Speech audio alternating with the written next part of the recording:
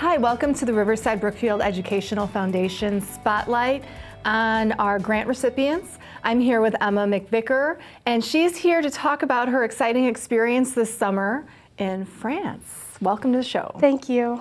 And if you wouldn't mind sharing a little bit about the backstory as to why you wanted to attend, and then how you felt when you got there. So it was a class trip to France, and it's been set up for years since we were supposed to go my freshman year. I'm a senior now. We were supposed to go after my freshman year, and that got canceled because of COVID, obviously. And I was just so excited to go, and so I signed up right away once it was offered again. And once I got there, it was amazing. Honestly, it's the best thing that's ever happened. And how long have you been taking French class? I've been taking French at RB since freshman year, but I started in 7th grade. And was that through school, or was that in a separate program? It was through school at Hauser. And so that you fell in love with the language. Yeah. And how was your experience coming off of knowing, book French and having the conversations that you have here, stepping off the plane and getting into immersion into the country? What was that like? It wasn't too difficult, I'd say, just because Madame Forberg is a native speaker and she teaches us pretty much all the slang that we need to know and just the native way of speaking. So it's a lot easier than just going off of book French and you just go right into conversational, which was not that difficult in my opinion. And how often would you say you spoke French while you were there? I'd say 90% of the time we spoke French. She made it a point to have us reinforce speaking French with every person we met instead of just, if they tried to speak to us in English, then just going back to English. And how long were you there? We were there 11 days. Oh my goodness. Yeah.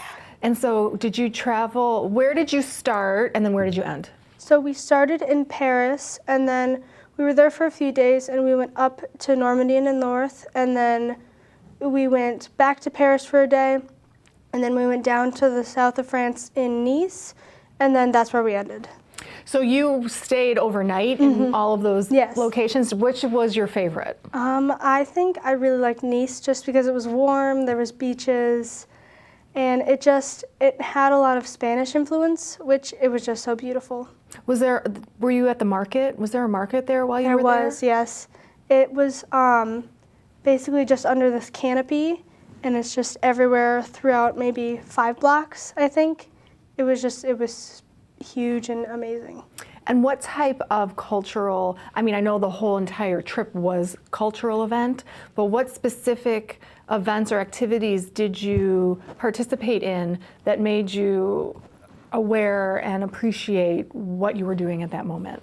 We went on a lot of tours of historical places, and I think that just made me appreciate everything because you got to see so many things that were from so many years ago that you can just see, oh, this is how well it's held up now. Imagine what it's going to look like in 100 years, 200 years. It was just amazing to see all that stuff. And how was your trip back? Did you have any, was everything smooth coming back? Everything, since we planned it with, I don't remember the company's name, but everything was so smooth. Everyone made sure it ran very smooth, and that it was just the best experience for us. And when do you plan on going back? Well, I would like to go back sometime in college and study abroad there, but I just hope I can make that come true. Is French now part of who you are, and is this something that you plan on using for the rest of your life? I would say so. I would like to try and study it in college.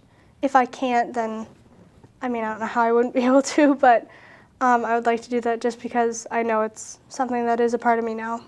And what are your interests? I know it's a hard question to ask seniors because there is so much to do. And speaking with someone who helped manage and create the Google Suite, they had said that we need to stop asking students what do they want to do and start asking them what kind of problems you want to solve. Because you, right now in this day and age, you can create a career that doesn't even exist yet because there's so much opportunity for you. And is there something that you are passionate about, whether it is, in another culture or language, or whether it's right here? So I really do love animals, and I just want to make sure that they get care too, and I'm just so passionate about them, especially dogs and just rescuing animals and stuff like that. But I also really one of my biggest passions is just learning about everything that I can. So if I could find a career where I'm just learning constantly, I think that would be my favorite thing to do. Well, I wish you all the luck, Emma. Thank you. You're welcome, and thank you so much for taking time out to be here today. Thank you for having me. And thank you at home. And this experience, along with others that you've seen throughout the course of today, we couldn't have had these opportunities for our students without your support. So thank you at home for your donations, and we really appreciate you taking the time and sharing the joy with our students.